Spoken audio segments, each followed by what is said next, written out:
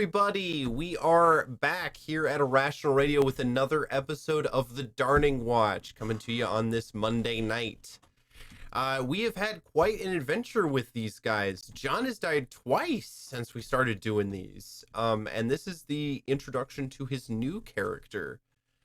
John, tell us about your new guy here. Well, Grald is a half-orc druid, and he's basically a shaman. He is, in fact, from Blood Mountain, which is an interesting topic for today. Yeah? Very shamanistic, very religious in a sense that he believes in the spirits and the elements, and you know, he he sees omens in every event and action. And he's been with the Darning Watch for a few years now, Okay. focusing more on natural disasters than events that are inquisitive in nature. But it seems like he has a spot to fill as a Yeah. teacher to a probie once again. There's an opening now. Lavender needs an officer, probational officer, to guide him through his beginning journeys here at the Darning Watch. You're so close to getting registered as a full agent. You just need someone to sign off on your paperwork, Lavender. Survive to sign off. Right, survive to sign off on your paperwork. Well, guys, today we are going to go to Blood Mountain, a mud orc city in the Highlands, west of the Great Desert of Misha, where we tromped around in the Old for Gold campaign of yesteryear. It was only a few weeks ago, but the city has been reported to have been completely slaughtered over the last few days. Traders and farmers coming into town report that there are bodies in the streets, and they can find no one alive that can report on what happened. General descriptions of the bodies are ripped apart or seeming to be partially eaten. On the way to the city is a entire troop of orcs led by the feared Captain Hargol Uggson. You were tasked as the Darning Watch to meet up with Hargol Uggson.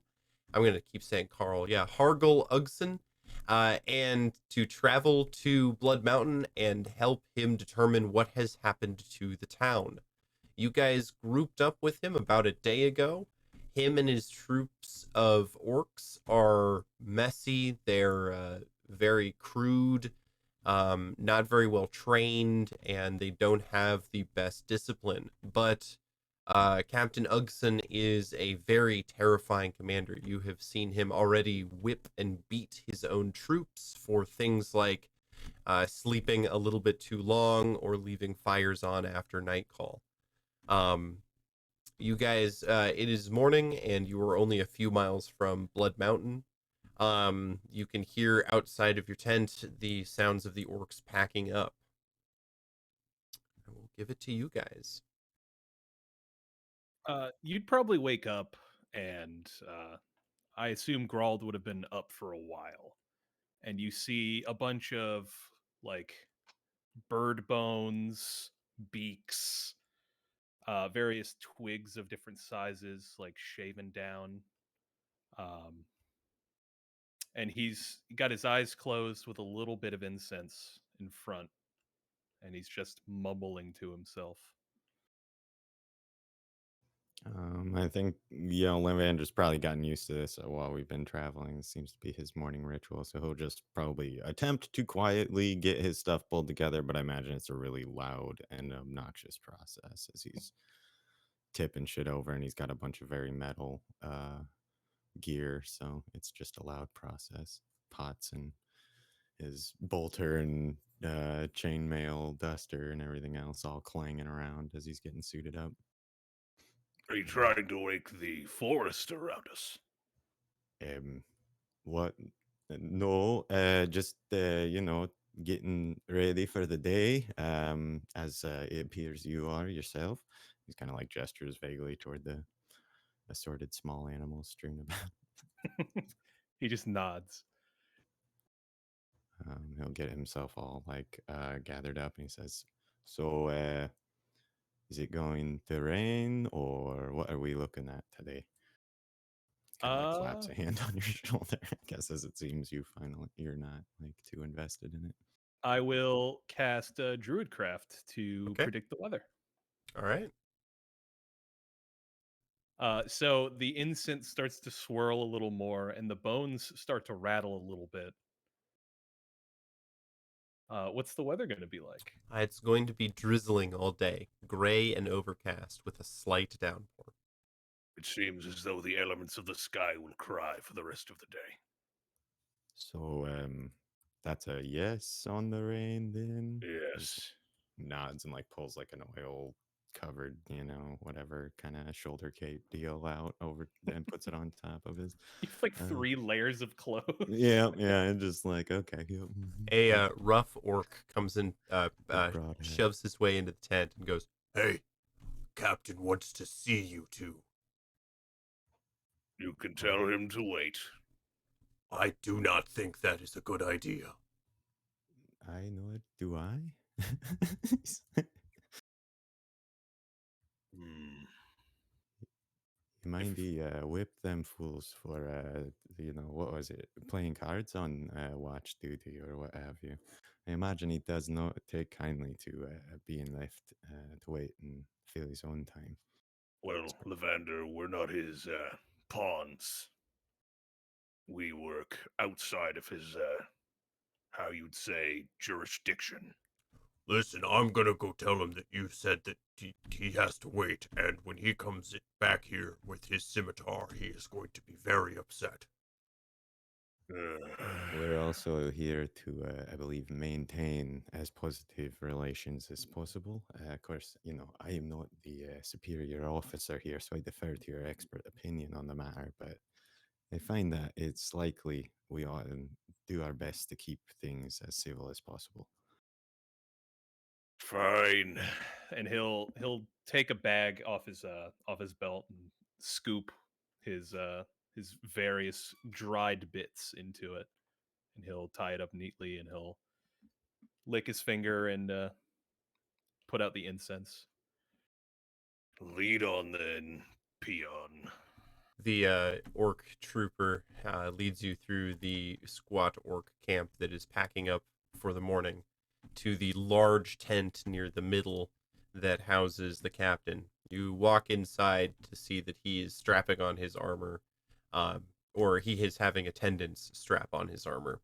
As you come inside, he roughly shoves them away, and turns and puts his hands on his hips. He says, Well, I have finally found where the request to have the Dawning Watch he spits. hovering over my shoulder. He holds out a piece of paper. I'll go and grab the paper.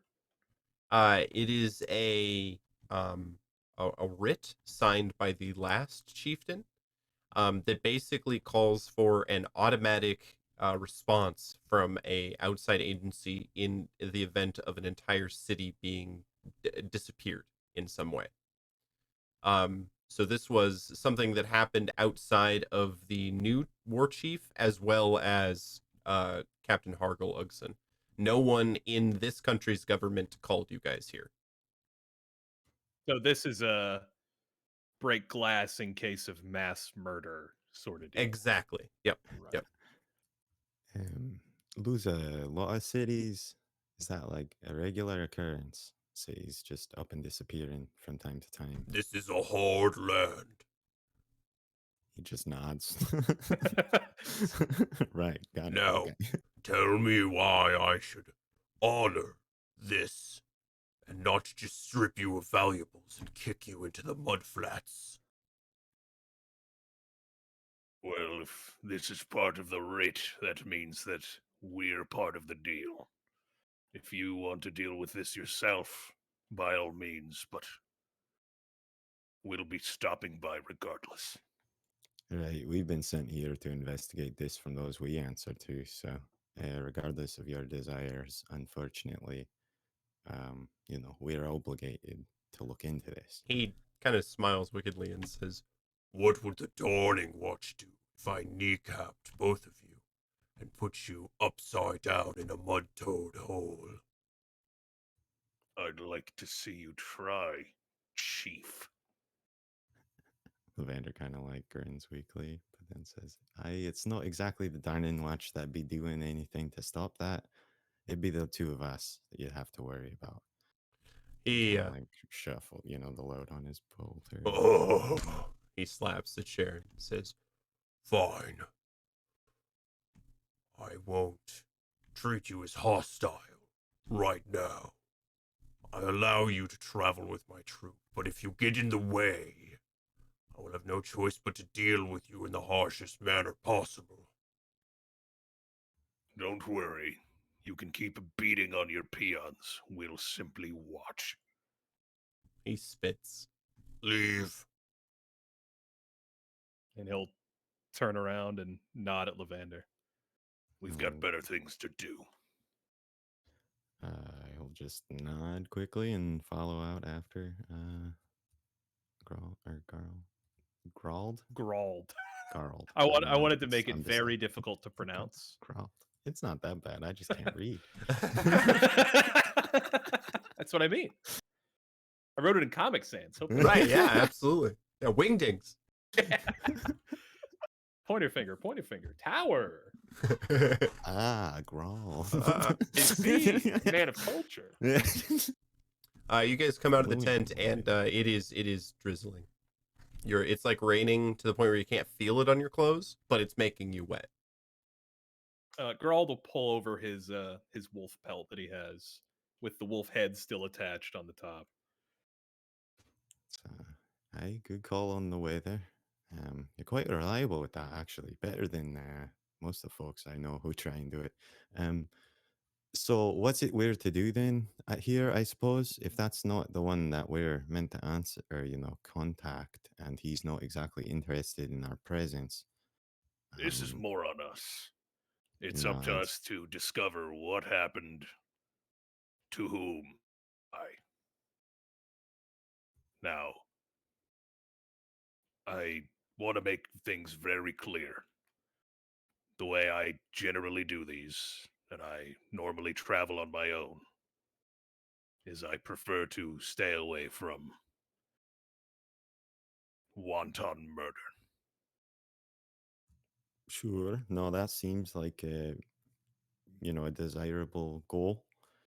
That also includes the beasts of these areas.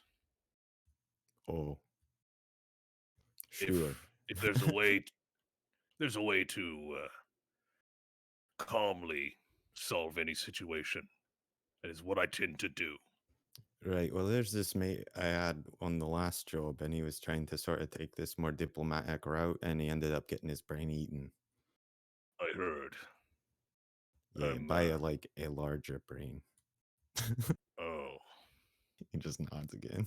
well, I hope to not disappoint you, as he I might hope have. to finally reach certification here. It's if you don't survive, now I've got a third probational officer I've got to impress. At this point, it's getting a bit unfair, is all I'm saying. And now we've got this spot where, we're not even really here with the folks that live here's, blessing, and just You're not exactly ecstatic. interrupted as Captain Uggson comes out of his tent and goes, Alright, you slopes. We're pushing out in 15 minutes. If you're not ready, you're getting a spear through the belly. his attendants begin picking up his tent to move it. I will have you know that not all of us from Blood Mountain are, And he'll just hold a hand up to the captain. He nods. Yeah, I come from hardlands as well, and I find that there's those that live along these lines and those that find others. But should we sort of leave this group here and advance on our lonesome, or just follow along with the crew as they get moving here? You're shoulder checked by an orc. I think getting ahead of this rabble might be for the best. We could travel faster as well. Sure. and I'm going to beast shape into a warhorse. Okay. What do you look like? So it's a horse in the sense that it's shaped like a horse. Oh, The head is very skeletal. okay. There's still skin on it, but it is Good. very sunken in, Cool. and it's very shaggy. Even down to the hoofs, you can barely see its hooves. You're a sick, shaggy horse. Not sick, but wild. Like a hairband, you know, all Okay. that sort of like Right. a giant fucking mane. Oh God, it's Gene Simmons. Well, That's all I can envision now is the horse version of Gene Simmons. Kinda, yeah. With glasses on. I don't think you can talk in wild shape either. Right. Mm. Is this something that I would have? Are you cool with people riding you? Yeah. Okay, then yeah, he's gonna just like fumble with hopping up and over, I imagine, and go about that process. He says, right, I've not gotten used to riding atop my supervising officer yet, but by all means, gee up, I suppose. You If just you're so inclined. you that see the is. horse shake its head. But I know my way to Blood Mountain, right? Yes. Oh, yeah. Absolutely. And then I will just trot on as fast All as I right. can. You get ahead of the troop caravan pretty quickly as they're still gathering up, and even after the 15 minutes is up and they start moving, it's going to take a while for them to get up to speed and get to Blood Mountain. You two, traveling basically alone, get there much faster. As I said, it was only a few hours down the road. The first thing you notice before getting to Blood Mountain is the overwhelming stench of decay. It smells like a lot of things died up ahead. Coming through the town gates, you see that, yes, there are bloated bodies of orcs, hobgoblins, and some lizardkin all laying in the streets, in various states of torn apart. Right. Well, this is not exactly ideal. I will unwild shape at this point. well, this is what the report said. You guys have approached the city from the west at the Forest Reach Gate.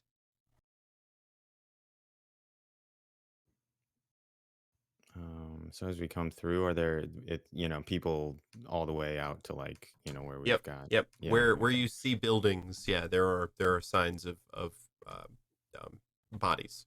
Can we tell what it seems like was going on when most of the people died? Does it seem like they're stacked up in places, or are they like just dropped in the middle of doing whatever? Does it look like it's two opposing sides that were fighting, something along those lines? Is there a way for us to determine such a thing? Roll me an investigation roll. Cool. I'm not good at that. No. All right. Nice. Grald, yeah, with your 20, it's actually strange.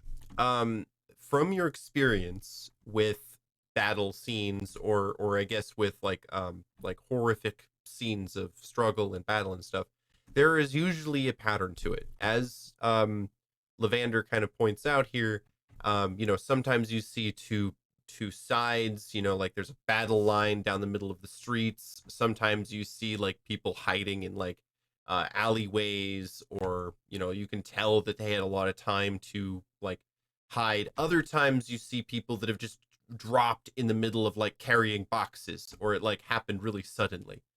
There doesn't seem to be a pattern here.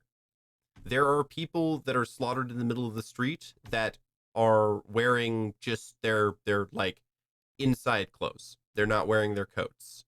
There are people that looked like they were trying to hide, but the things that they were hiding under show no marks of struggle or destruction. Almost as if the bodies were put under there after being killed.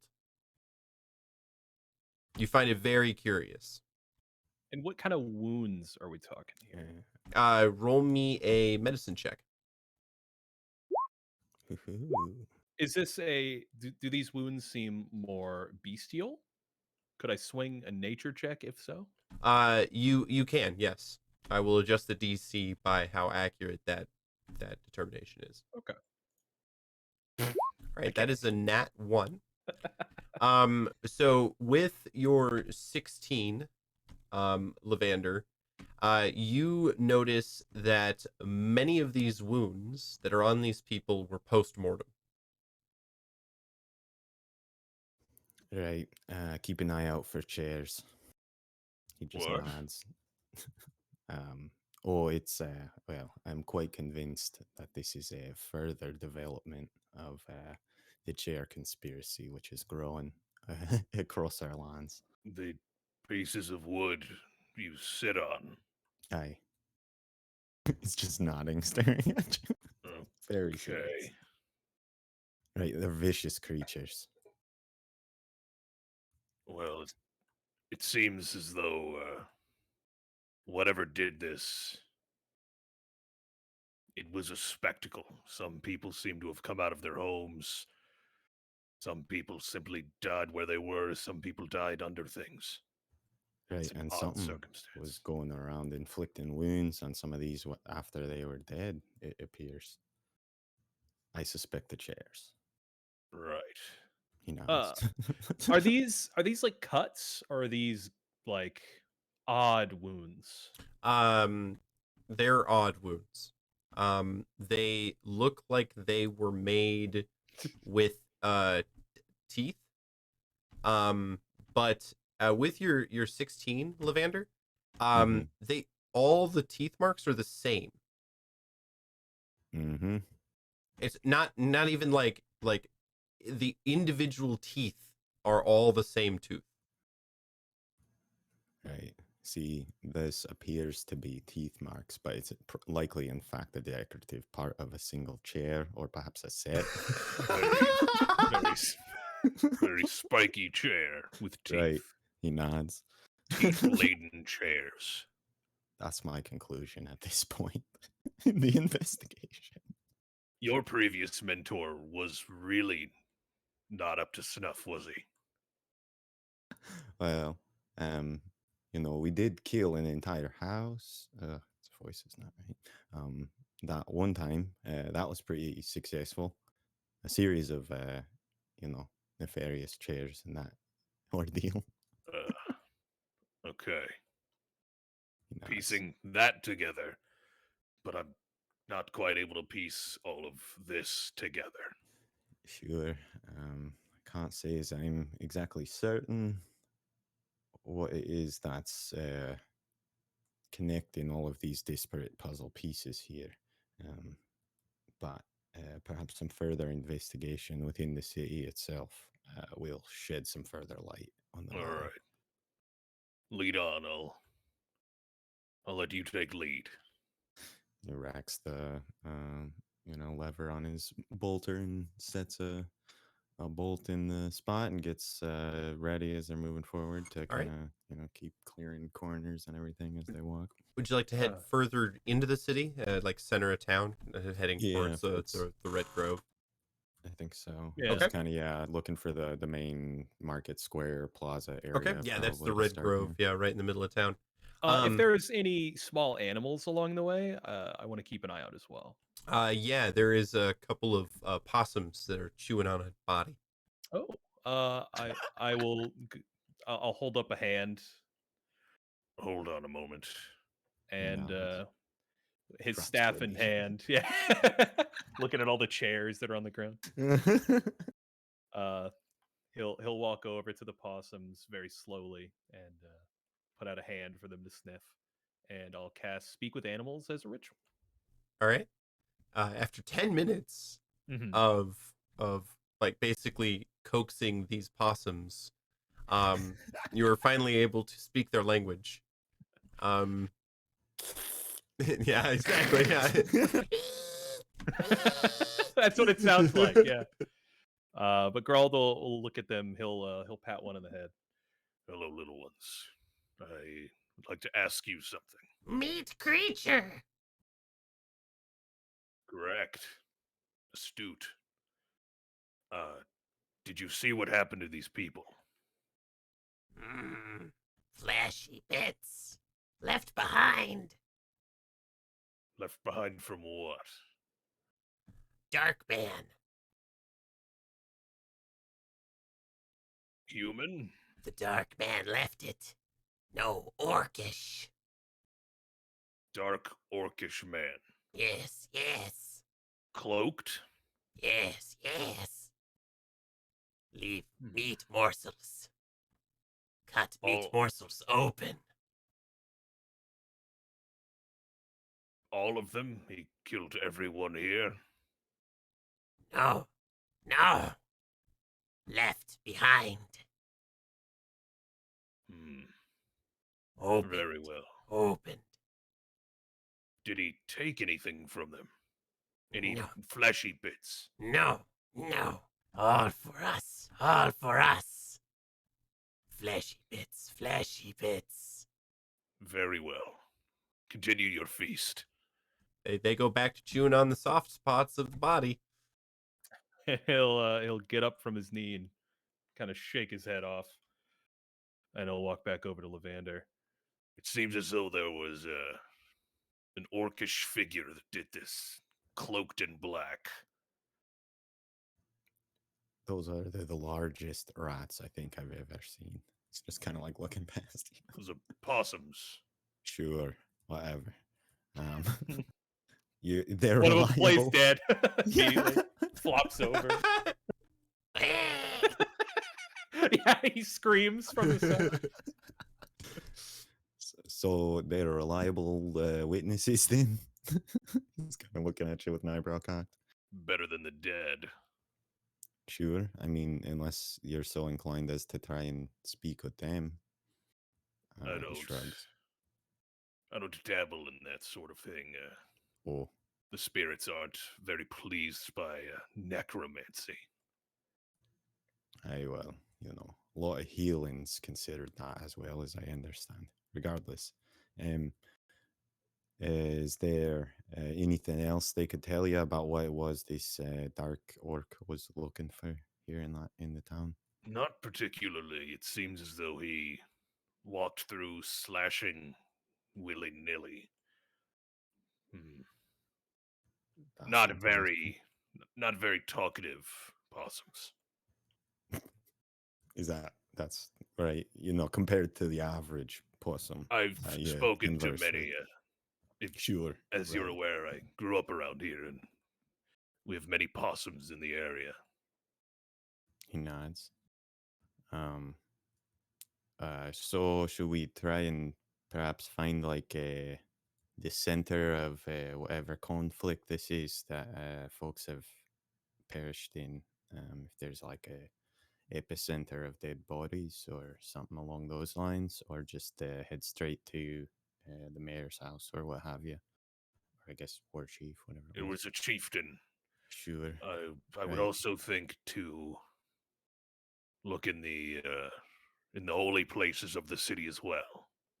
He nods. But Yeah, that perhaps makes some sense as well. There's nothing, no relics or anything of value you're aware of that's kept in this town, is there? Are there?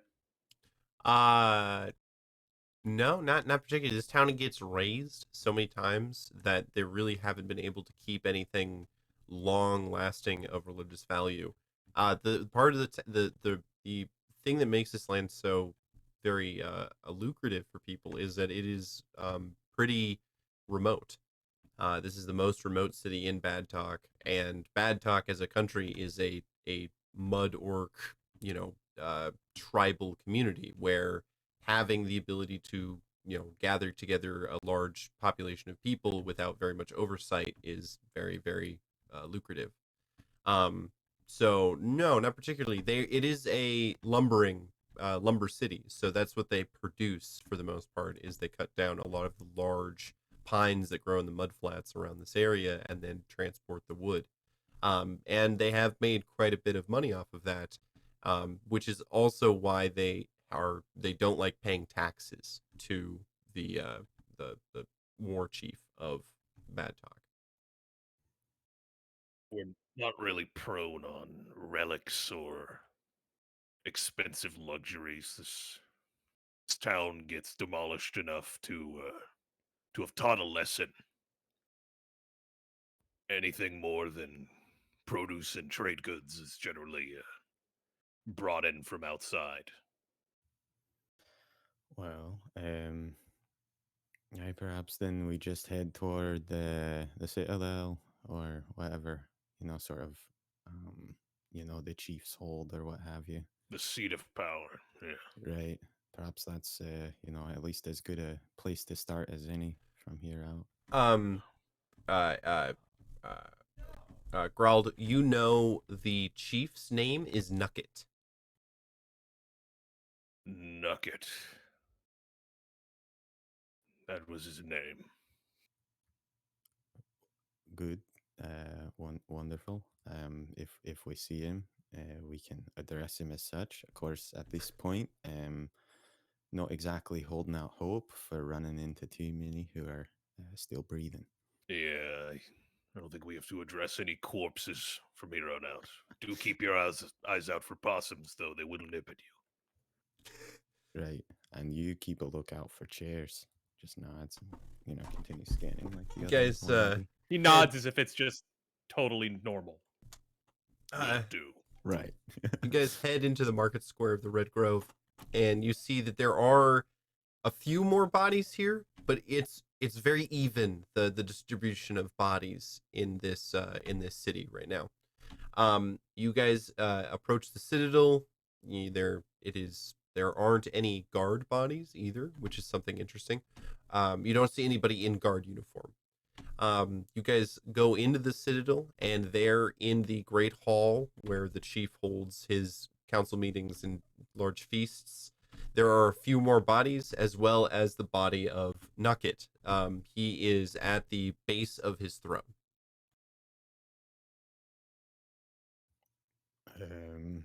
Well, it appears that we'll not have to worry about what the chief's called.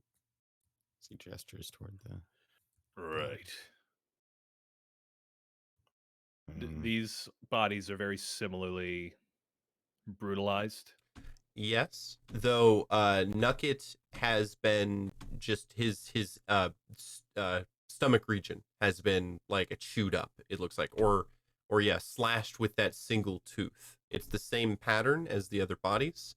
And as you're looking it over, Grald, you notice something interesting. Nucket is a old orc, old and fat, and he's pretty beloved was pretty beloved in the city. And he was a old warrior that was turned into the chief of the city, kind of like hung up his great axe. He is not wearing a shirt. It was either ripped off or destroyed. And you notice something interesting. He has no scars on his body. Even though he was very scarred. You knew him He to was be an orc very who scarred. was, Yes. led the charge. This corpse has no scars, no wounds of any kind, other than the damage in its stomach. Even further, there aren't any creases in his palms.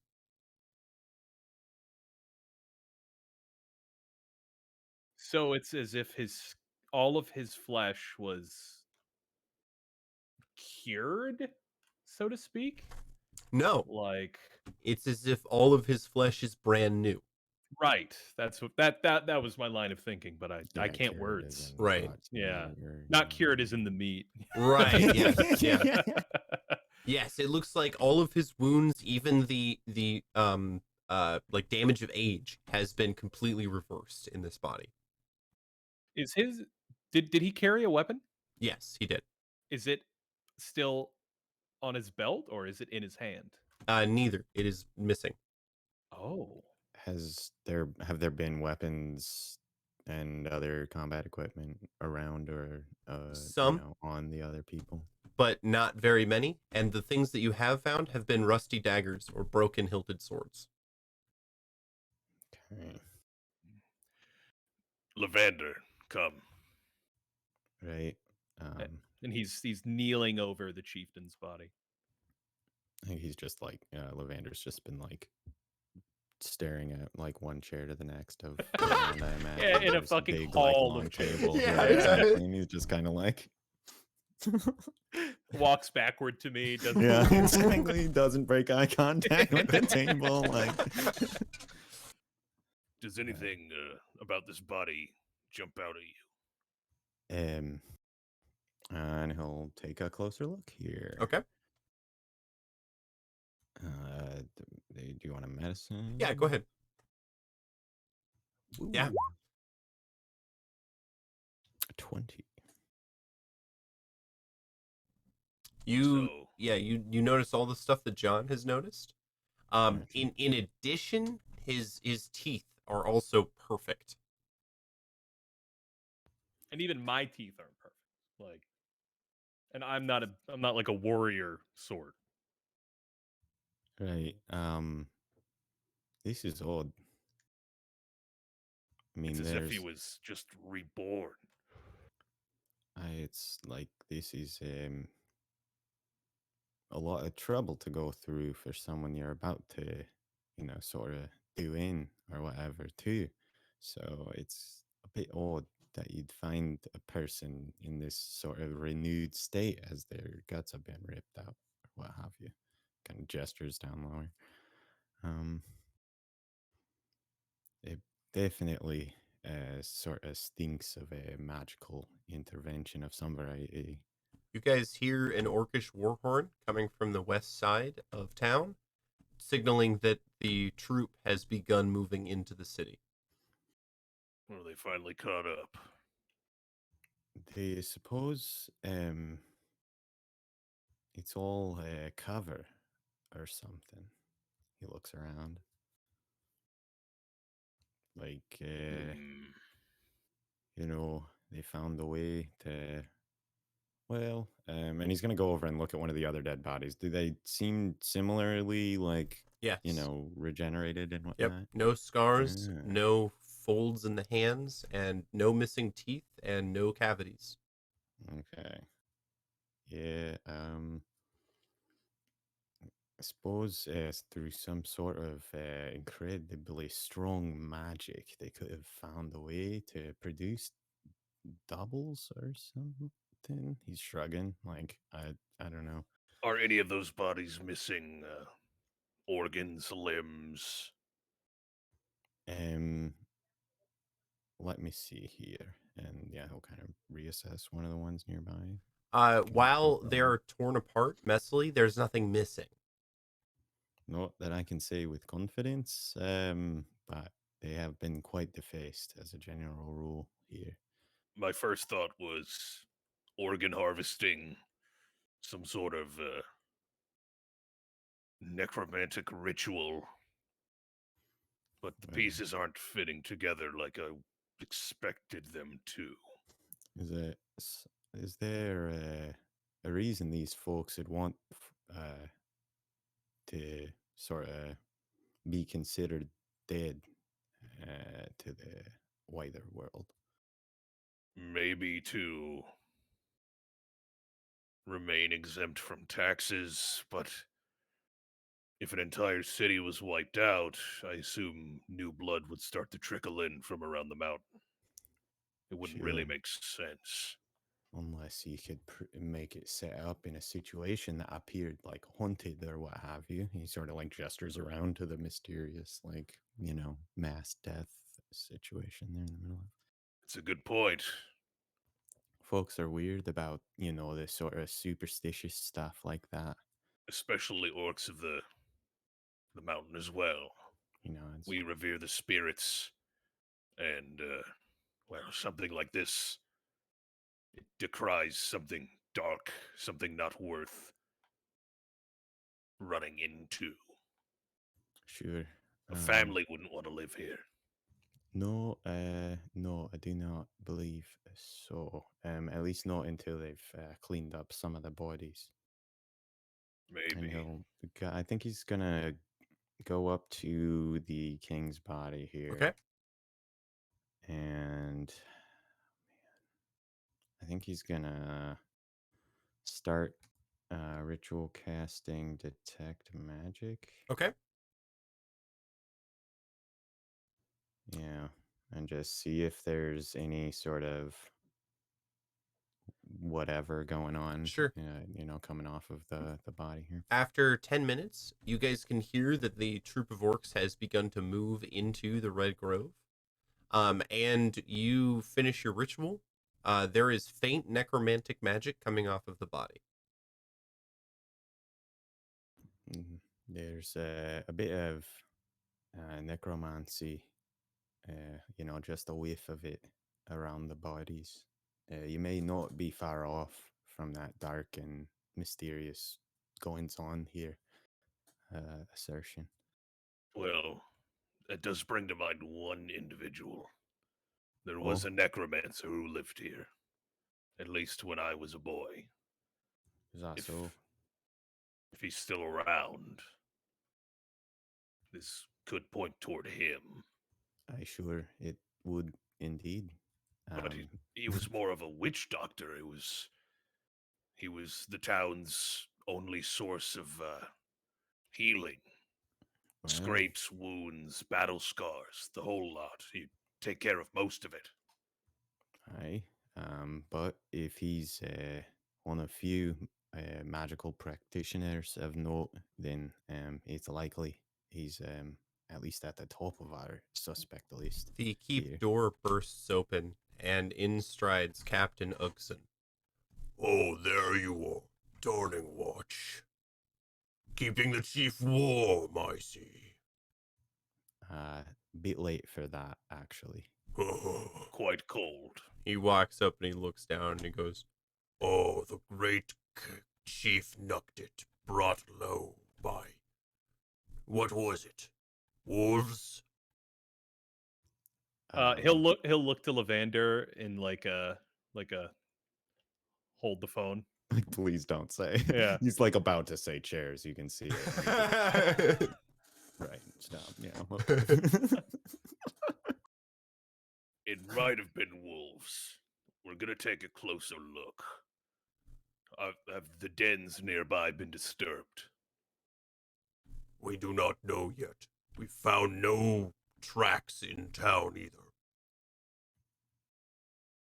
Well, we have some things to look on, so don't get in our way and we won't get in yours.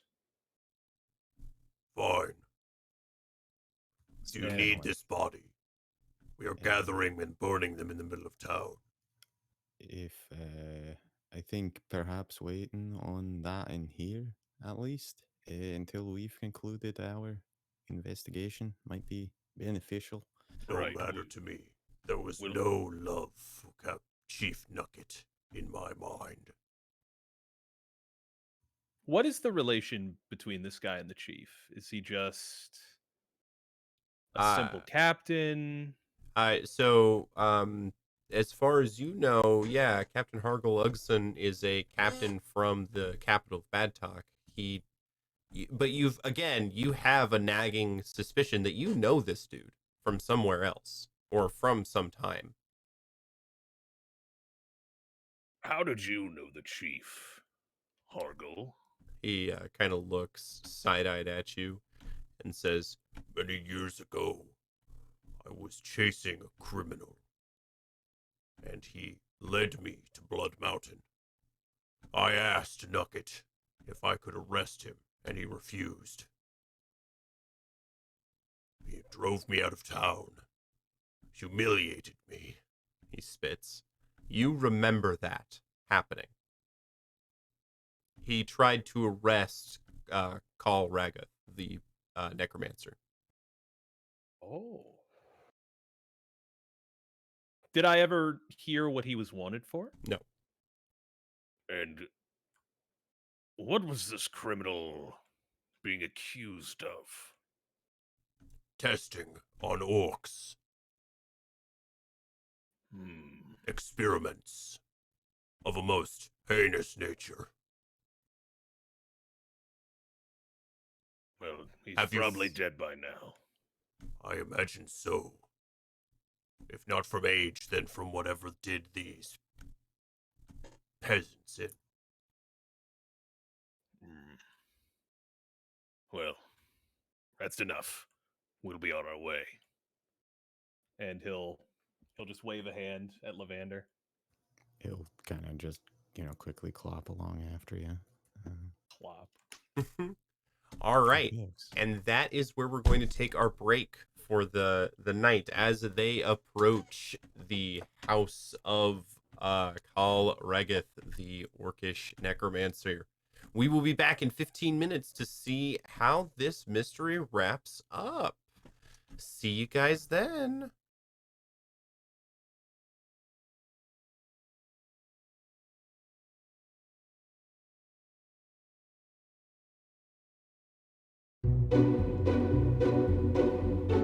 As a player, you also need to know what type of game you want to be in. Yeah. Whereas a DM is saying, this is the type of game I want to run. Let me find players that fit this. Right. As a player, you need to know what type of game you want to be in. And I think, like it goes back to what I was saying, inexperienced players won't exactly know the terminology. So, basically the two sides of the spectrum is sandbox and railroad. And then everything in between, there's a place for you. And I think that's one thing is maybe some inexperienced players wouldn't understand exactly what those mean.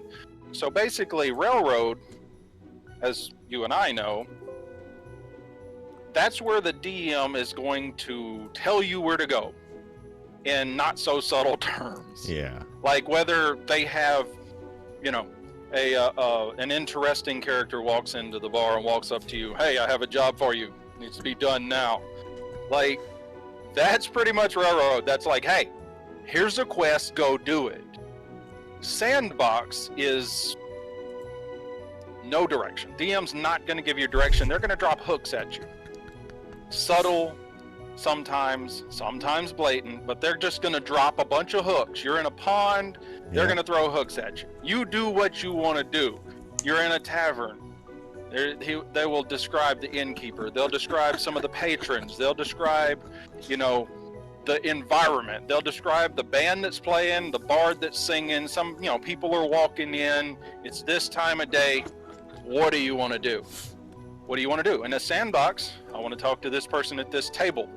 I want to talk to the barkeep. I want to look at the board. I want to take part in the band. I want to get drunk. I want to go start a business. You don't have any given direction. There's anywhere you can go. If you're playing a module, for example, that's probably going to be a little bit more of a railroaded campaign, just because of the necessity of, if you're going to stick to this, structure of plot advancement that's in the book, everybody's got to kind of understand and agree that, when a hook comes up that's clearly pointing toward this main plot line, we're all going to kind of go toward that. And I think that happens in sandbox games after a point as well. Oh, yeah. You get to a point where the party has dictated something's interesting to them, and then the DMs, backstopped that a little more and developed a couple more complications or conflicts that are centered around that aspect of the game. It's starting a business or whatever. That can start to become one of those greater arcs. Like, you can have a larger overarching plot that guides the action and still have room for stuff where you can go off and do silly things in the meantime, where maybe every single action isn't time dependent, so you've got some free time or downtime or whatever that lets you work more along those lines. And so obviously these aren't like a binary one or the other thing.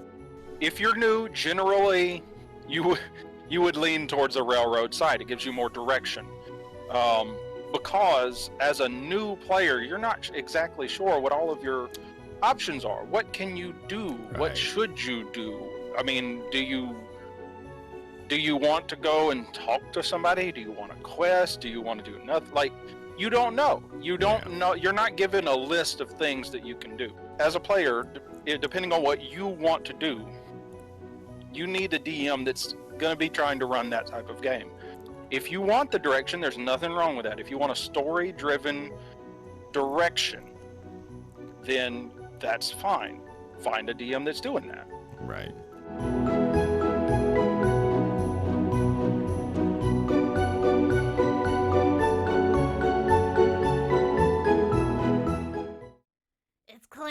season, and you know what that means. That's right, it's the Clam Festival, and clams are half off at King Custard's Bucket Palace. We got steamed clams, baked clams, stuffed clams, fried clams, and so much more clam-related food. You won't fucking believe what we do to clams here. Come on down this Saturday for clam karaoke, clam racing, and of course, bobbing for clams. Get there early for your free clam bib and a chance to meet King Custard. And I think that railroad's tossed around, almost like a curse word as, in the DMing world. And I think that if you're taking away your player's agency, that's bad. But if you're just all moving toward the same plot line, then there's nothing wrong with that. If everyone's agreeing that they're all interested in saving the world, they don't want to deal with the piddly little nonsense here in town. They want to go straight to the cataclysmic world-altering event stuff, and that's the storyline everyone wants to play. Then that's not like a failed DM thing or something like that. I guess it's not my leaning as a DM, but I definitely am more of the whatever, run around, start a business. I actually have got a game that they own about 6, and they've had to license them all, and they run an orphanage, and they've got all there's like 100 different little business interests that they're sticking fingers in, and to me that's a lot of fun. But I understand that there are players that are going to be like, oh my god, nothing's happening, like we don't we don't do anything, we haven't left this city in like 2 years, like railroad is tossed around as like a bad word, but I think that the main reason that is because I think a majority of people that play, a majority of players end up falling into a certain category of where, they want to play the game because they want their characters to be able to do what they want. And so when you have these players joining into games with DMs that want to run, say, a strict module or a straightforward, save the world campaign where it is a little more railroady, you have players that are joining games that they're not a fit for. Right. So then you end up with the railroad being a bad term. Now, if you have players that's what they want, that's your type of game, you're joining a DM because you know he's running a game that is story driven, that is pretty much railroad centric, a module, what have you, then that's fine. There's nothing wrong with railroad. But it gets a bad rap because just like any term in D&D, and where you're talking about any type of player or any type of DM, the only reason they get a bad rap is because the players and the DMs are not a good fit for each other. And that's what we're trying to talk about, is to get your fit as a player, as a DM. If you find your fit, there is no bad word. Right. If you are doing some sort of like greater plot arc development stuff, and even if it's individual running around nonsense, eventually the stakes have to get raised, the pressure has to be increased in some way, and that there are people who are going to call that railroad. I think that it is part of pushing the plot forward at some point. I think that's it's much more important that everyone's looking for the same kind of game, because what one DM does and gets called railroading by one player, another DM could do with another player and never hear the same word, because they were both looking for that kind of game at the time.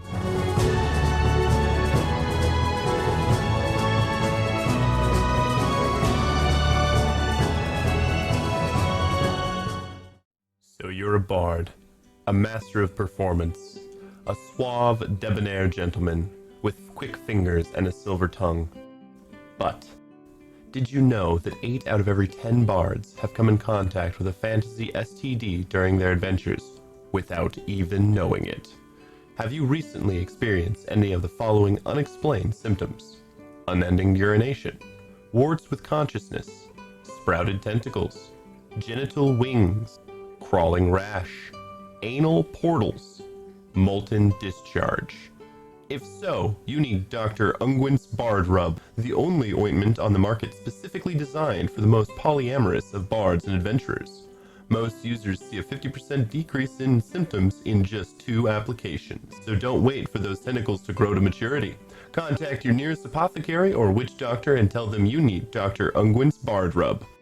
Bard Rub has not been reviewed by the Safe Ointment Board. Side effects of Bard Rub include genital petrification, chemical burns, incontinence, and in some rare cases, death. Bard Rub is not to be used in conjunction with any other product from Dr. Ungwin, including Ungwin's bath salts and Ranger eye cream. Are you one of millions of adventurers who have suffered from dagger-infested dungeons? Are you a shopkeeper with a cellar full of wild pythons? Are you a bard trying to seduce a Medusa? Then I have the product for you.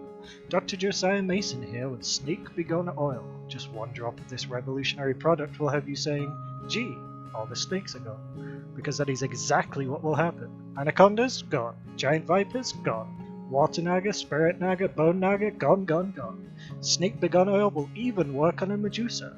Yes, any snake or snake-related creature that comes within 100 meters will be miraculously repelled in an instant. It's that fast. Those snakes won't know what hit them when you use Snake Begone Oil. Don't wait, get yours today. Snake Begone Oil has not been tested by the King's Alchemist or any royal authority. Snake Begone Oil should not be used as a replacement for combat, pest control, or as a marital aid. Gnomes who are pregnant or nursing should avoid contact with Snake Begone Oil. Snake Begone Oil has not been proven to repel snakes of any kind. All sales final. How should players go about determining what kind of style their prospective DM might be looking to implement? From a player's perspective, there are some questions you should be asking your DM. The setting is a big deal. If you are talking to a DM who's running a setting that all their players, they're going to be joining sort of a guild or a company or a group of people that are like say a den of thieves or a pirate's ship or something. That gives you an idea sort of for the setting. Are they running a module? Are they running homebrew? Are they running some sort of mix? Are they using a pre-made world? Is it their homebrew world? And that'll give you sort of an idea of what they want to do. So what you need to find out is, are the sessions going to be encounter driven? I guess that's the best way to put it. Because asking them, hey, look, is every session going to be combat, or are we going to have opportunities to roleplay? It seems straightforward, but the main thing is, are they building their game to be encounter driven? If a DM is building their game to be encounter driven, then most of the time, not all the time, most of the time it's going to be that you need to defeat these encounters to progress. Right. That tends to let you know that it's going to be more combat oriented. Some DMs, and you need to ask them this question: can you solve, will they allow you to solve encounters or even combat encounters? Right. Can you solve these problems with roleplay? Yeah. Do you have that option if your reasoning and your roles line up?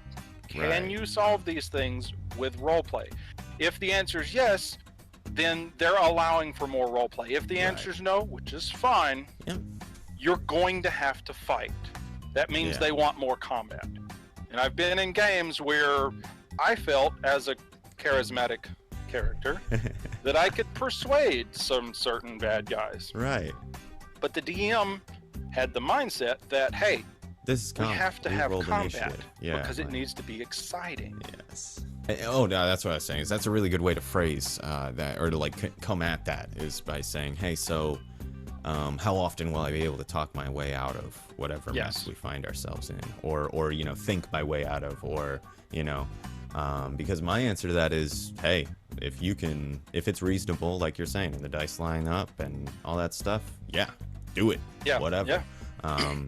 There are no guaranteed combats, right? But I think there are DMs who are going to say, well, there's going to be some situations where you're fighting, the giants in this are just savage, mean monsters. Yeah. And they don't want to hear it, and they're not going to talk with you. And that's what you're fighting a lot of the time. So there aren't going to be a lot of situations where maybe you can, convince them that it's not worth fighting or that there's a better alternative. And Yeah. and I think that is like a really important piece of information to get and a good way to start to kind of figure out where your DM is as far as players Yeah. are concerned. And like I said, there's no right or wrong. It's just Yeah. it's just finding your fit. It's finding your group. All of it's viable, all of it's fun. But if you want a combat oriented game and the DM is not doing that, or Right. vice versa, you're going to end up with some issues. That makes sense. You're going to end up not having fun, and that's the whole point of it. That's not great.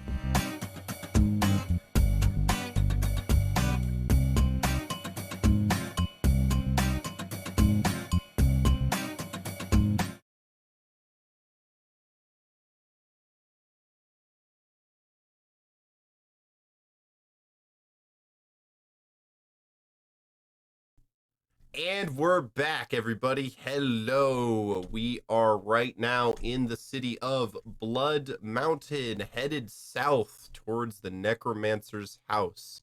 He lives in the furthest south building of South Road. It is a pretty large, dark wooded shack tilted on one side of its foundation with a peeling thatched roof. The door is slightly ajar as you guys approach. While we were walking over here, Lavender will have inscribed some runes on a few strips of white paper and like tied them to assorted pieces of our gear and cast aid on each of us. Okay. It lasts 8 hours and we get 5. Yeah. And you've got to not have 6, otherwise it'll completely destroy the enchantment. And it's 5. Increases your hit point maximum by 5. Oh, for nice. the duration. No concentration either. But it doesn't heal you for 5 hit points, so you're automatically take 5. Yeah, I know. But we're full health still, so, Right. right? Wouldn't Whoa. we not take damage by Right. doing that instead? I don't know. Yeah. That's your call. No, yeah, you get 5 health. Yeah. That would be horrible. Right. What would Doesn't it lifts the ceiling, not the Not the maximum, not the floor, total. Yeah.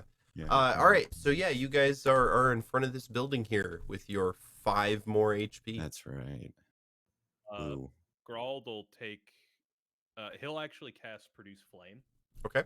And hold it in his hand. Cool. All right, you open it. I'll take a look. Right.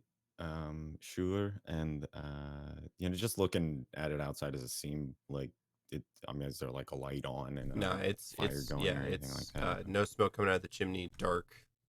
Yeah. Okay. Sure. All right, here we go. And he'll pull the door open after it looks like Grald's ready here. All right. Do you step inside, Grawl? Yeah. All right. Inside is a looks like kind of like a laboratory. There is a lot of bottles and tubing running from buckets and pails set all around. There is a dissection table that doesn't have anything on it right now, but the wood is stained with blood. It looks like something has been recently cleaned up. Whereas like the whole lab is pretty clean. It looks like everything is organized and put where it's supposed to be. There are no reagents, only the equipment necessary for magical research and creation of a necromantic or an alchemical sort. Are there any? Is there a coat on the rack?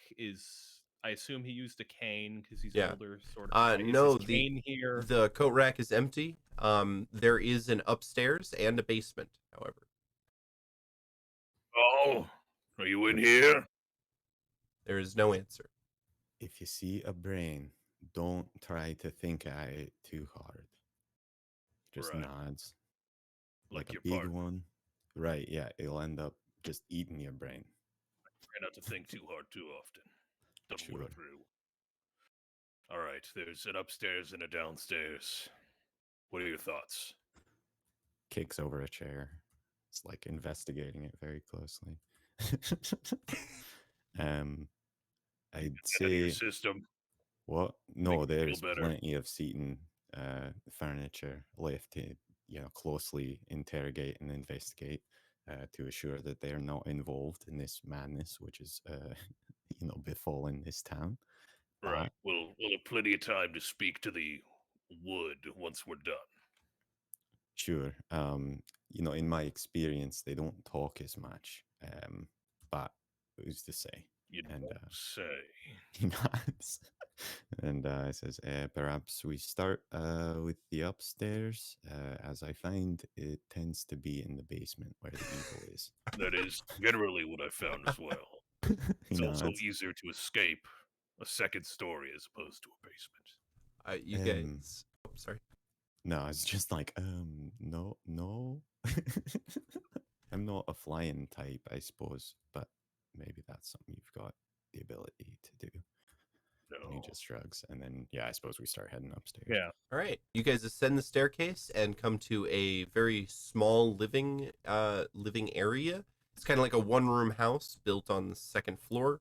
There is a small gas stove, a kitchen, a bed in the corner, as well as a small library full that has personal, like fiction books. Though many of them are missing. The bed is empty. There is only a mattress. There is no sheets. And the kitchen looks like it has recently been picked of things other than spices and like the equivalent of Paralandia ketchup. Paralechup.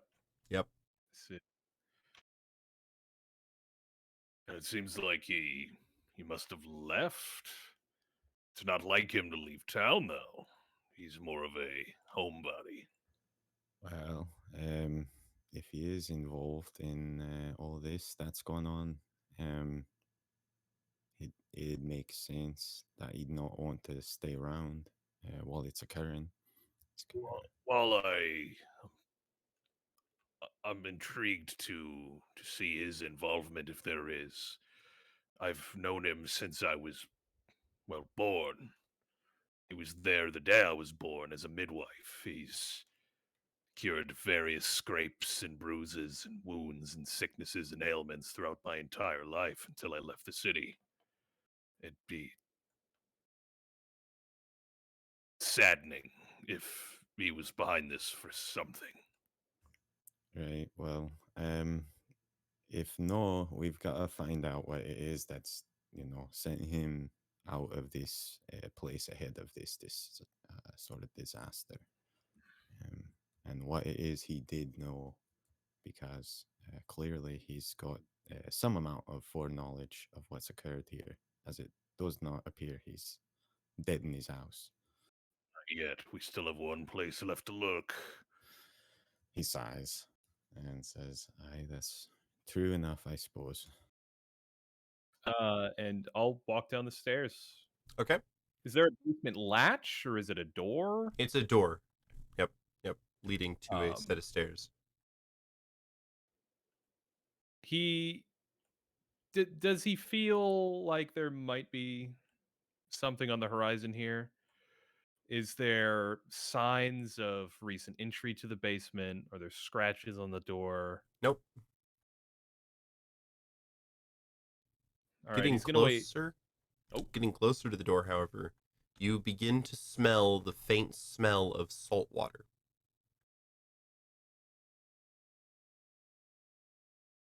Of the ocean.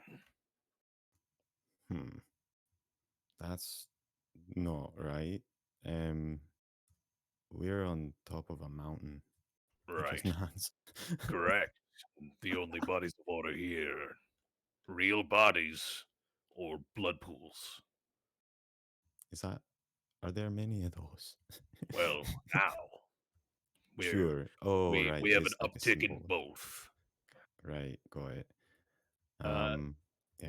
And he's gonna look over his shoulder and nod at him, and then begin to open the door. All right. Lovander will be ready to shoot should anything pop out to try. A very heavy smell of salt water greets you. It's like brine. It smells so salty. The stairs have a little bit of humidity to them. The wooden stairs are shiny and wet slightly. It descends into the dark. and you can't see very far beyond unless you begin to descend the stairs. My produce flame out in Yep. front of me, and I'll begin descending. All right, you descend the slippery wet stairs, come to the large basement. It's about twice as large as the first floor. Dug out, it looks like fairly recently, or expanded fairly recently. Not within a few days, but maybe 3-4 years ago, it was expanded. There are quite a few wooden shelves lining the walls, as well as portions of the middle part of the room. The wooden shelves all contain broken pottery shards, coated in salt water, dripping down to the floor. There is a table, again stained red with blood, but it looks like it has been cleaned. On top of the table, there is a note that has been attached with a dagger. Grawl will point at the note. You want to do the honors? Oh, sure, he says, with like clearly not being excited about it at all, and he will kind of edge his way up to the table and kind of aiming down the various corners of the room and stuff, and grab the note. You grab the note, and it says at the very top, Captain Hargol Uggson. You have strangled this town for long enough. I have taken my revenge. Find me in the Mother's Mouth cave. I will await your punishment. Carl Ragath.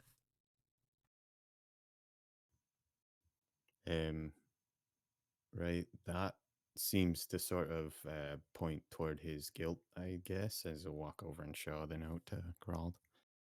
He'll actually pull out spectacles, and he'll put them on. Does that appear to be his hand? We all write like shit, so if it's his signature, if it's his name, I believe it. I don't think we want to involve Hargol until we know for sure. I honestly don't trust him, even though we have this very incriminating letter in front of us. Right, but is it not likely then that's well, if we go to that cave, that will befall whatever punishment it is that's meant for the captain? Well, it seems as though the letter spoke of Carl's punishment. Right. But if it's like a trap, right, to cave it in or what have you, or just like explode once we walk across a certain point, it may not like differentiate between us, he shrugs. You'll know me, and it might sound a little selfish, but I want to know his intentions before anything happens to him. It He would just kind of sighs. it would be a shame if his death were at least not honorable. Right. So is there any chance I can get you to sign off on my sort of certification here before we go looking now? He just starts walking up the stairs. Is that a hard no then, as he's like slowly following after? You can't see it, but he smiles. You also know where the Mother's Mouth cave is. It's a fairly famous cave in the area. Generally, it has been used as a place of safe haven for the city to evacuate to in case of like catastrophic, weather-related incidents or war, or monsters, that kind of thing. And so it's very well known. It's further south along the road that Call's house is on. As you guys walk out of the house, you see that there is a small band of orcs approaching from Hargol Uggson's troop. They hail you and walk up, and the one that looks ostentatially in charge says, "Find anything interesting in there?" look over to you. Yeah, Lavender will just kind of defer to. It seems as though he must have left town, or he might be intermingled with the bodies in the city. Nothing out of the ordinary for the old doctor. Roll me deception. Forgot that was a thing. 9. Yikes. All right.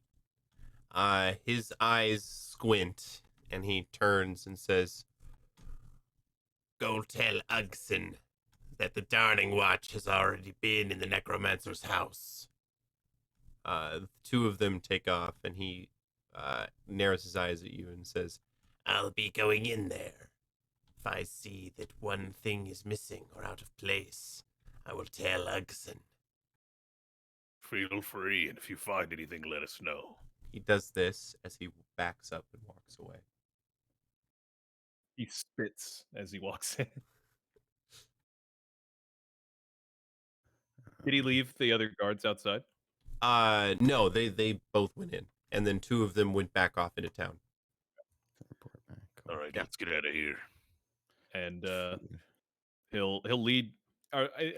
Is it trees? Is it like foresty, or is it like a plain? To the north is north west is pine forest. To the east is just barren mudflats as the elevation rises. You're close to the highest point of this like area of the mountain range. Blood Mountain is a very high mud-flatted hill with pine forests on its western side.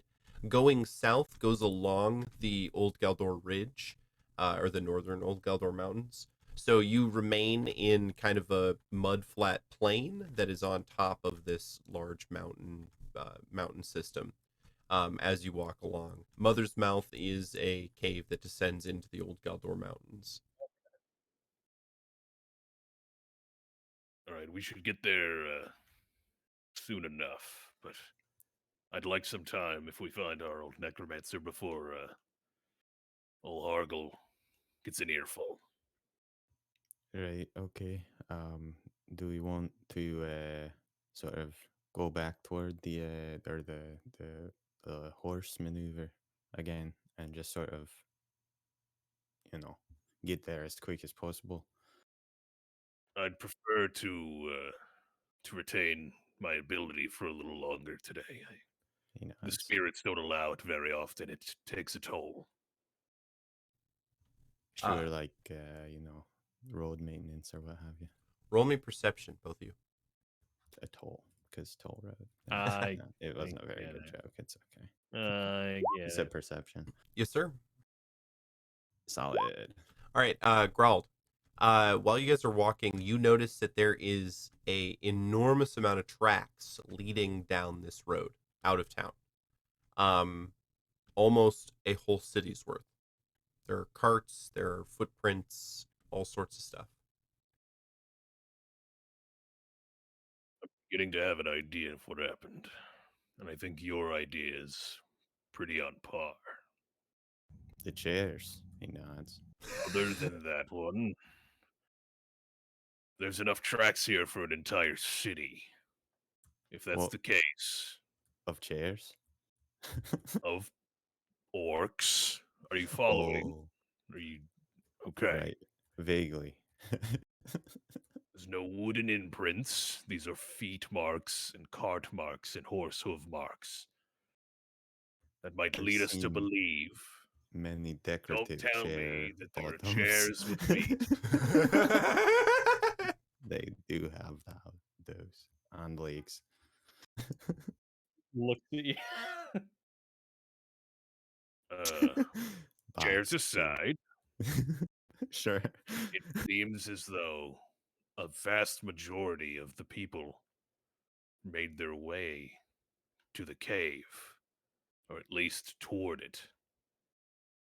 And there were enough bodies in that city to, well, warrant a city's worth of death.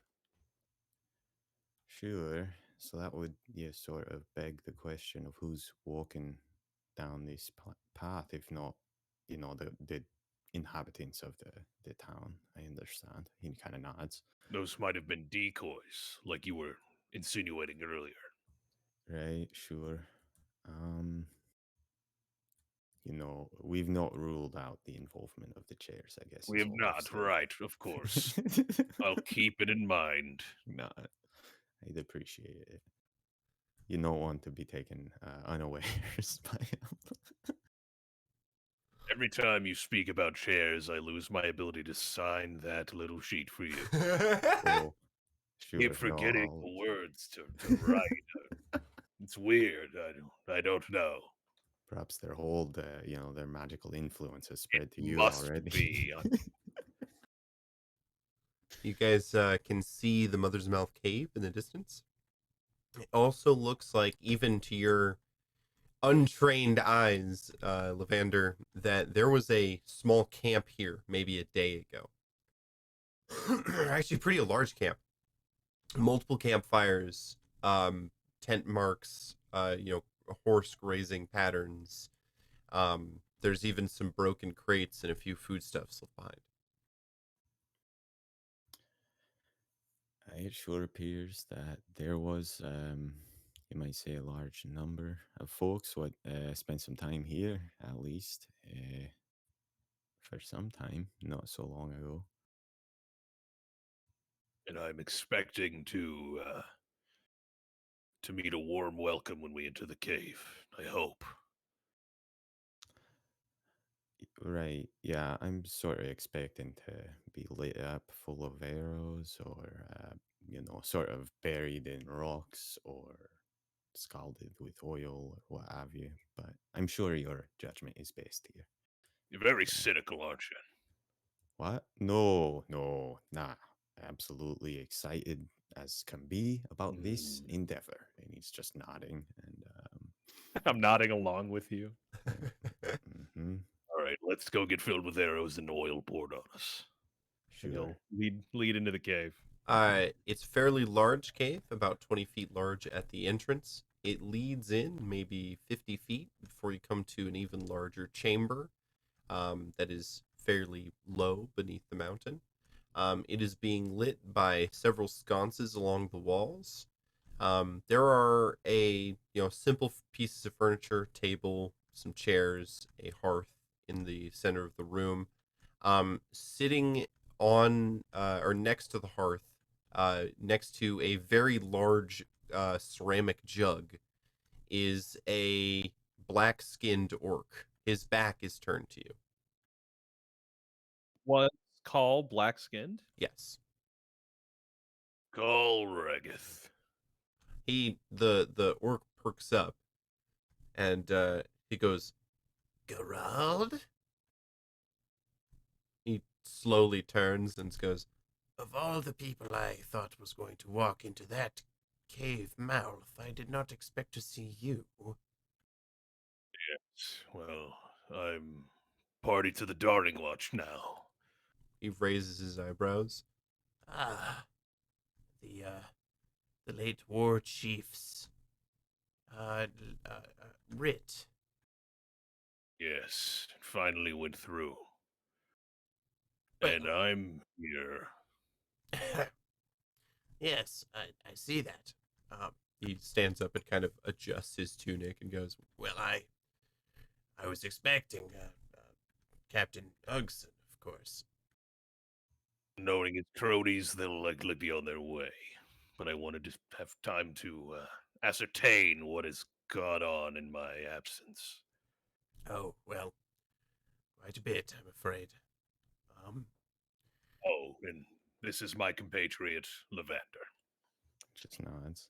A child. A friend for now. Still, scouring the corners of the chamber. There's for- one chair with like a broken leg leaning up against the Yeah. wall, and you're really eyeing it. It falls Just over and you funny now. jump. Yeah. You put 2 bolts into it. Yeah. Just instantly. Yeah. He pats the stool next to him and says, Well, sit then, sit, and I'll tell you all about it. They're in league to together. Standing's fine, Cole. What was that? Please. Standing's fine. Oh, you got real quiet there for a Yeah, second, you just John. got quieter. Did you break something? No. Am I good? Weird. No, yeah, you're still quiet. Am I? It doesn't. It's audible on my end, but you Yeah, got here. significantly I'll quieter. I'll all of a sudden. I'll up you on Discord. It's fine. All right, what'd you say? All good. Standing's fine. All right. Well, let's see. It's been maybe a year and a half now.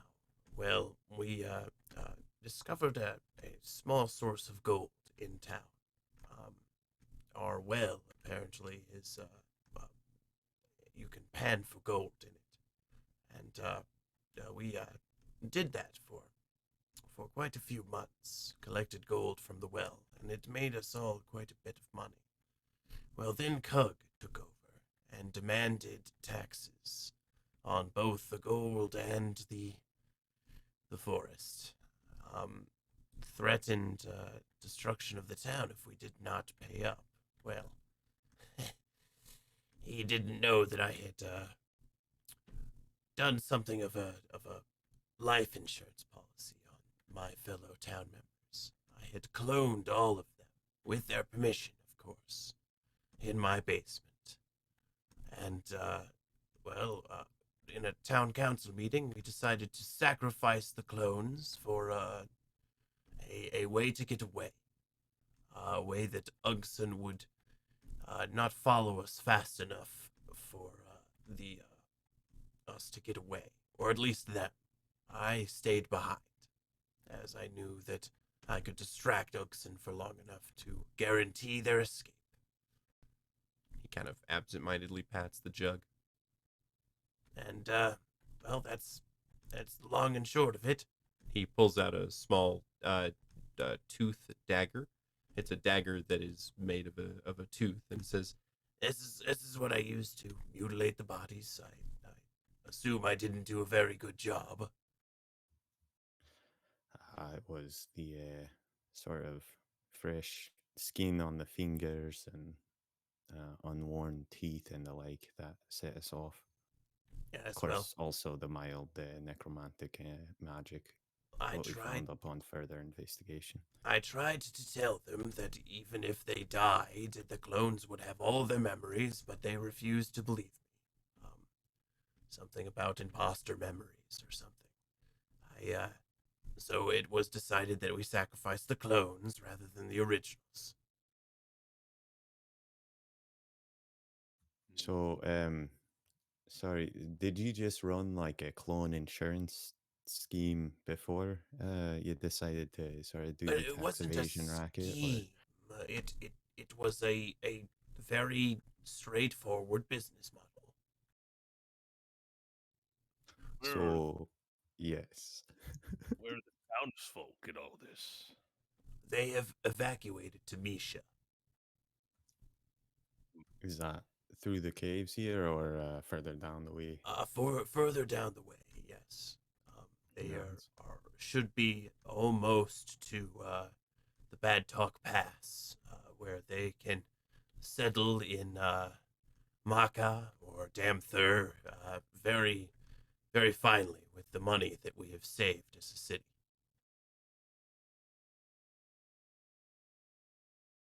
You plan to be the sacrificial lamb?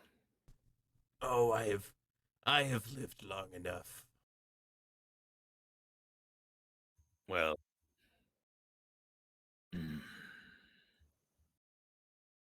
I can't say that it doesn't rub me wrong that you've all been wrung dry by this Uggson, and you're the only one to suffer the cruelties of what might come. That is okay. The war chief had sent Uggson days ago to destroy the town and take what he could in punishment. So we put our little plan in action. I did not expect that the old chief's writ would go into effect, and so did not expect to see any outside help. I'm glad to see you, old friend. As I was disheartened to think that you might have done something horrible to the people. Well, if you think about it, I did stab their clones a whole bunch of times. Right, so are they like conscious living beings at the time that you're dismantling them, or Well, whatever? no. See, you just Just cut like meat real sacks? quick in the back of the vertebrae there before, as you take them out of the jars, and that stops all of the messy internal processes, but the brain is completely blank. Sure. So the town just up stakes and left their homes. For the Seems most like. part, yes. When Ugson's, or when Cug's order came down to Ugson, and he was on his way to destroy us. Yes, it was that or fight, and Ugson is a very formidable opponent. And what are you to do to him once he comes here? I was going to sacrifice myself in a manner. Does it have to do with the giant jug? Yes, see, my clone is in here, the one I made for myself. I can raise it as a zombie and fight alongside it against Ugson. Sure. What good exactly will that do in this whole endeavor? That is, Uggson, incredibly powerful. yes. No, I I have mean the fighting achieved of him, I guess. I have achieved my goal. The city is safe. It would be more as a, he kind of smiles, personal vendetta. You've history with him then. Oh, yes. He has attempted to thwart me and arrest me and stop me from doing good works for a long time now. All because I practice necromancy. And the claims he made of like experimentation on orcs and all that. I mean, I will admit, that was in my younger days, and I did steal a few fingernail clippings and hair filings and, a tooth here and there to clone people and then experiment on the empty clones. But I still hold that that is a victimless crime. Well, I'm party to the thought that the Darning Watch doesn't really focus on ethics as much as the truth. And not in my experience, no, they don't. Oh, He just nods like, yeah, absolutely not. that's right. Which leads me to an offer I have for you. He kind of raises an eyebrow.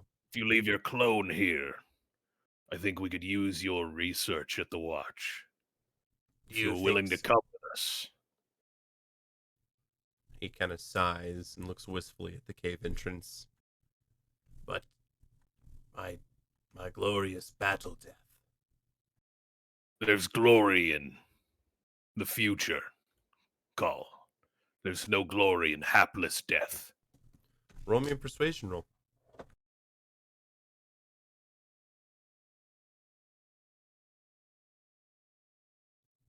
Ooh. He Commander, any shakes. help? Not any meaningful amount. Like I can, Yeah, that's fair. I can help and give you advantage, but I won't, like do anything. I mean, I can throw a roll if you want one. If you want me to. You'd have pitch to in role here. play it. Yeah.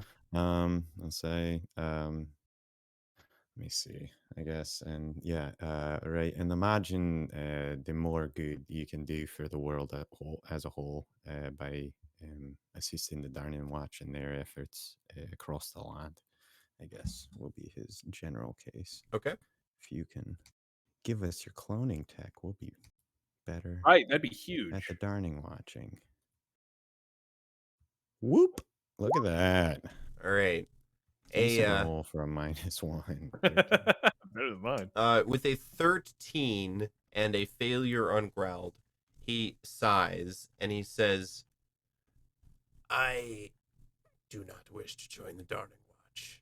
I am much more of a free orc than one that wants to carry around a chain. It's a very gilded chain, no doubt, but it is still a chain. He Kind of nods. He looks a little offended, but nothing incredibly so. he stands and stretches and says, But your friend's words are at least partially true.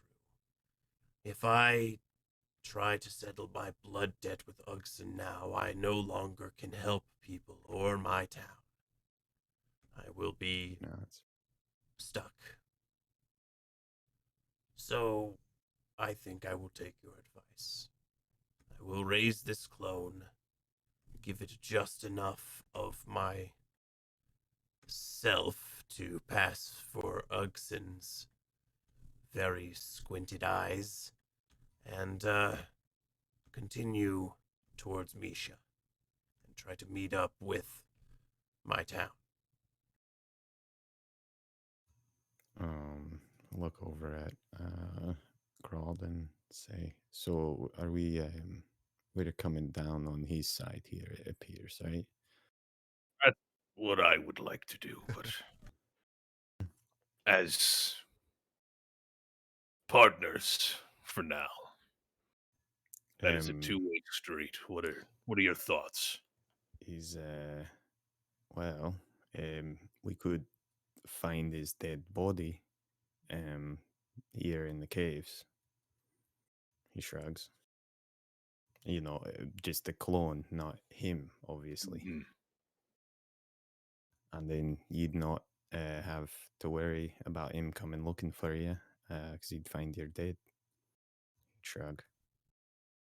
We could bring it to town so he doesn't come to the cave either. Right, we did abscond with your sort of challenge to him in your basement. That's so why he's he not has not likely shown to up. find his way here his own. Yes, if you do that for me, I think that it might, they might never know what happened to my town. Well, it seems they were all killed by a vengeful necromancer's ritual. he winks and says, Gerald, I like this one. Please keep him around.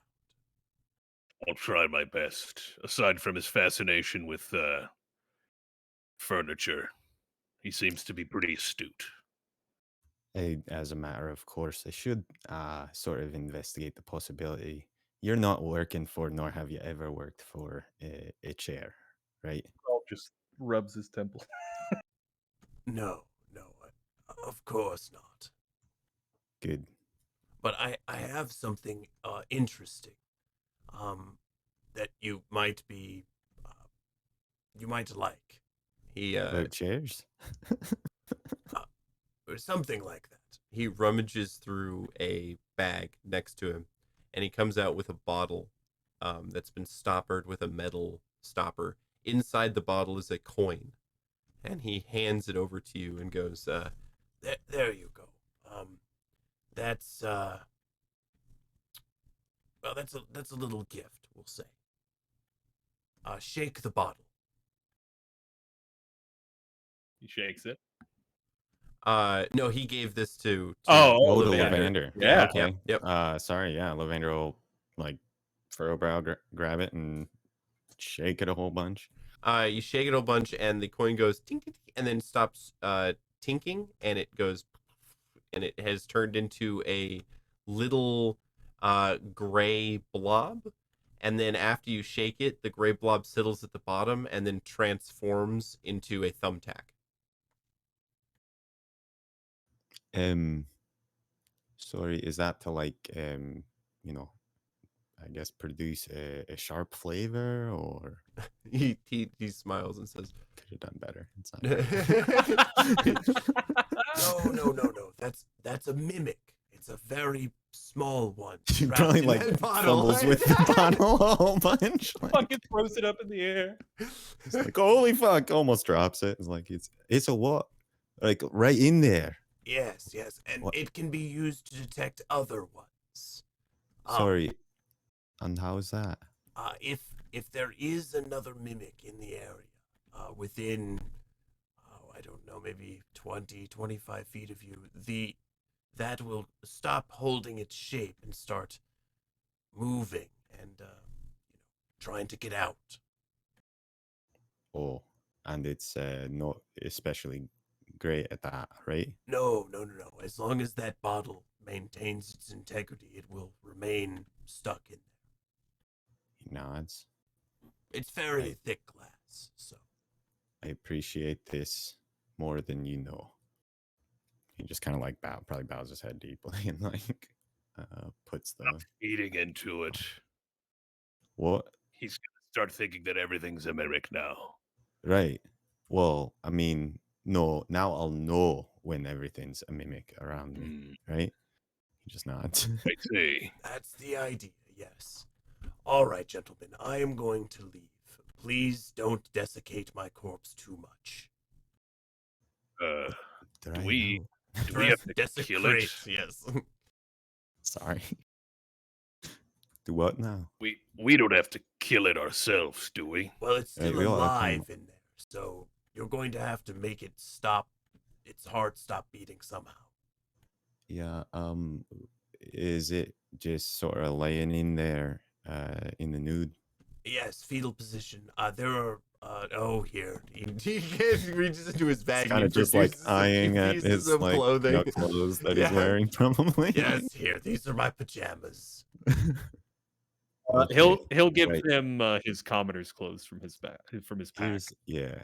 If perhaps you could go along in your pajamas, or perhaps these borrowed clothes, but I think what you're wearing in your everyday about town would be Is more okay, all you know, right. believable. He undresses and puts on the commoner's clothes that Geralt gave him.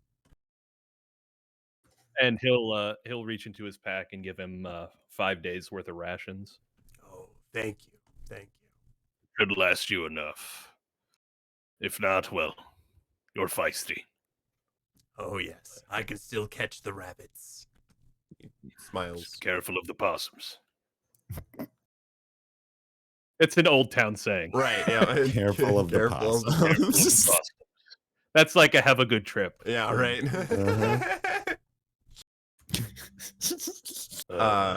All right. So he bids you guys farewell and he leaves the cave, leaving you guys with a large clay jug sealed with it's like wax paper.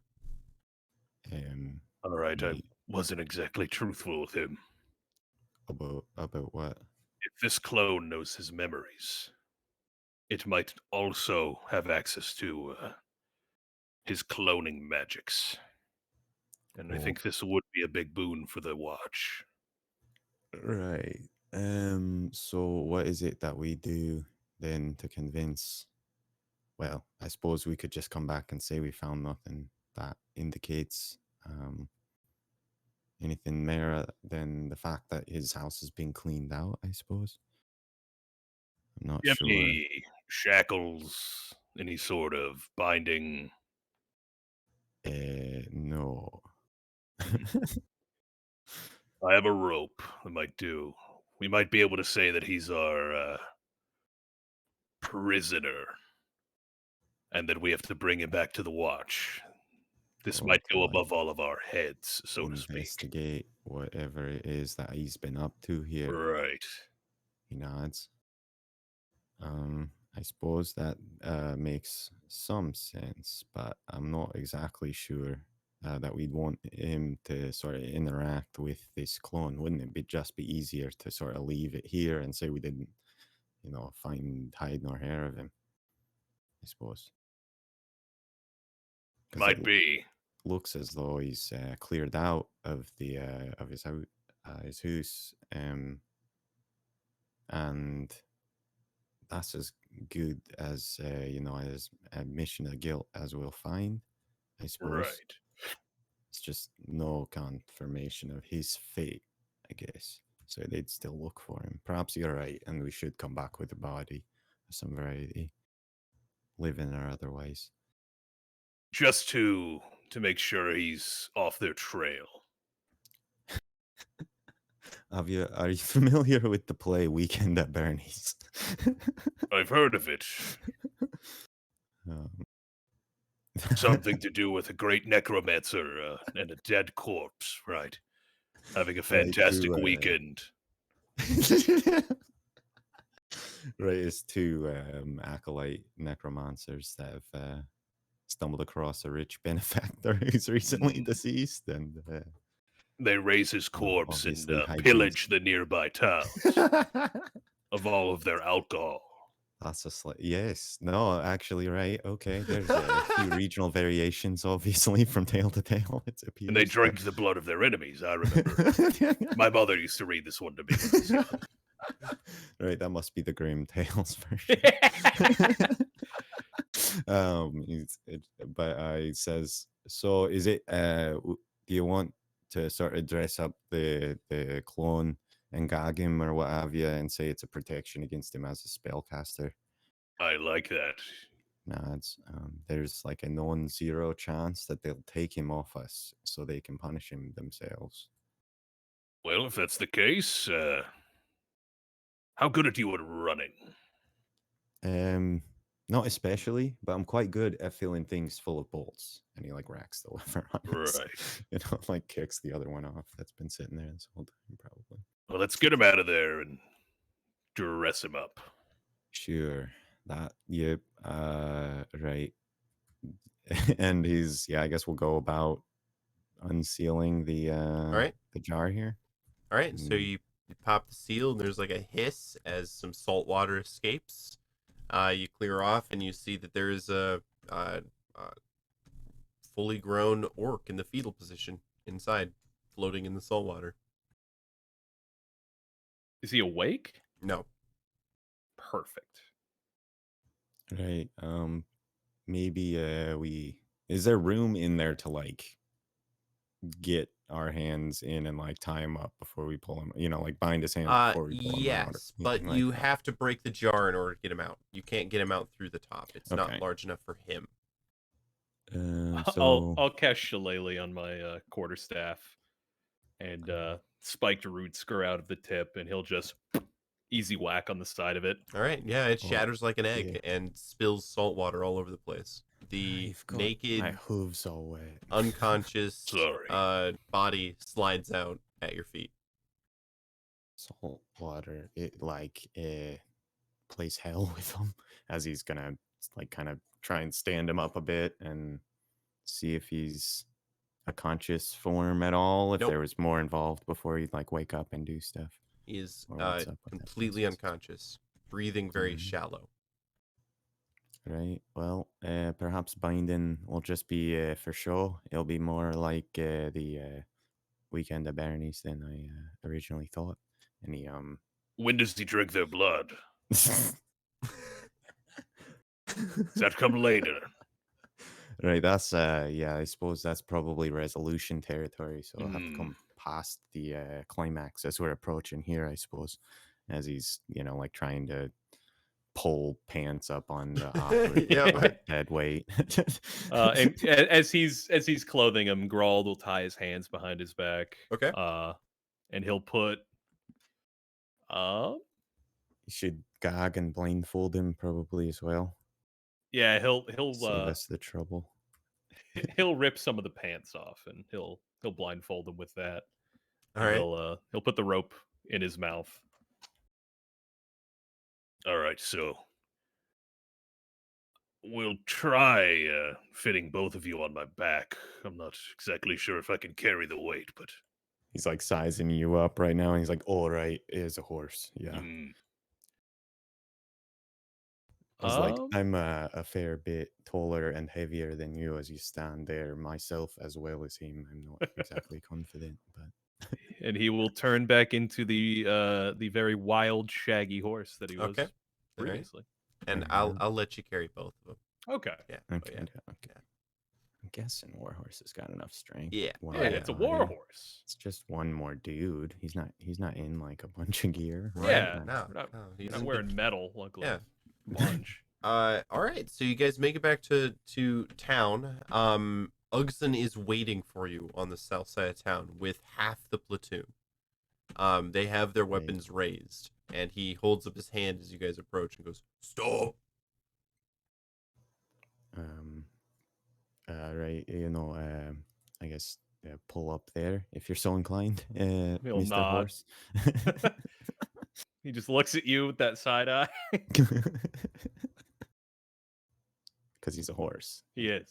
Yeah. He Right, only has right. side eyes. Yeah. Only has side eyes. That's all I got. But yeah, he'll stop dead in his tracks. Yeah, and he's probably got the blindfolded and gagged form of the necromancer sitting in front of him, and he'll Right. plop down and hold him. What are you doing, and where did you go? As I recall, you are not entirely interested in the results or sort of outcome of our investigation. I told you if you interfered, I would have no choice but to take the most drastic action. Right. One of my lieutenants says that you've disturbed something at the necromancer's house, taken valuable information and evidence that belongs to War Chief Cug. What's it we're to have taken? He looks at his lieutenant. What was it that they took? Well, you see, on the table, there was a very slight nick on the surface. The war chief glares and goes, A nick. What does that signify? Well, that something was different. he looks worried at you guys. What did you take from the table? In the basement, what did you take? I just whinny. Uggson, please Right, believe me. Yeah, it sounds like Nick could come from dropping something on the table just the same. Uggson turns and points to the body that you have on the horse. Who is that? Does the clone look exactly like Call? Yes. Yep. Okay. Just smooth. Smooth Call.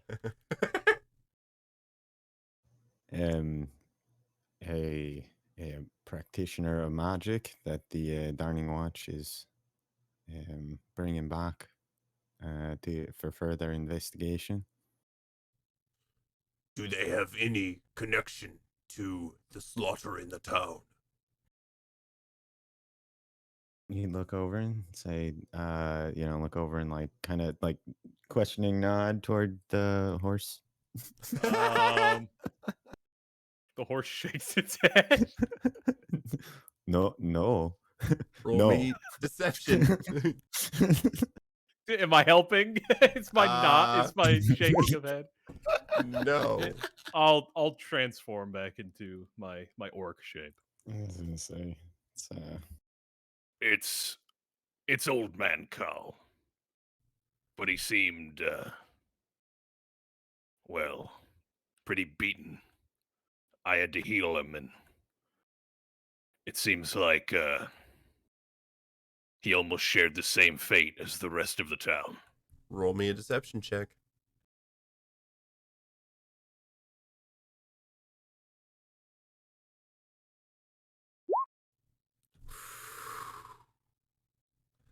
Nat 20. that's pretty cool. Oh, even Hey. your deception went off. So, Call had nothing to do with what happened in town. Unless all of the wounds, including his, were self-inflicted, I don't think so. It was just another potential victim, but it seems as though he cleared out of his home to go to the cave for some sort of protection ritual. It seems as though the town might be home to spirits. Uggson puts down his hand and the orcs lower their weapons. And he says, Very well, Dawning Watch. You have done your job. Now leave. We can handle it from here. Don't worry, we'll be sending more agents to make sure the taint on the city isn't taking hold. He spits. And then all the I orcs spit. and all the orcs turn and go back into the city. And that is where we will end it, guys. You did an excellent job with solving the case. Thank you very much, folks, for watching. I hope you enjoyed it. We do this every Monday at 9:30 till about 11:30 or midnight, depending on how fast it takes them to either solve the mystery or die trying. If you liked what you saw here, we've got more streams. We've got another stream tomorrow, the Disaster Knots, that happens at 9:30. We got a stream on Friday called The Misadventures that also happens at 9:30 p.m. That one's a lot of fun. And then on next Thursday, we have Table 13, which is a question and answer advice kind of thing that we do for tabletop RPGs. Is that also at 9:30? No, actually, that's 10:30. Ooh. Tricky. Hiring the bar. Right. So if you like what you saw, join our Discord. I have a a repeatable dungeon that you can join if you join the Discord called Kyron's Goblins. So if you want to have me as a DM for a couple of sessions as you kill a whole bunch of goblins, join the Discord. We also have a website. We sell a couple of things of merchandise, an Irrational Radio t-shirt, Irrational sweatshirt, and some fun D&D related t-shirts, as well as dice. And then we have a Patreon. So if you want to throw us a couple of bucks and get some cool rewards for help making this a better production, go ahead. All of those links are down in the bottom. Thank you so much for watching, and we will see you in a week. Have a good night, everybody. Goodbye.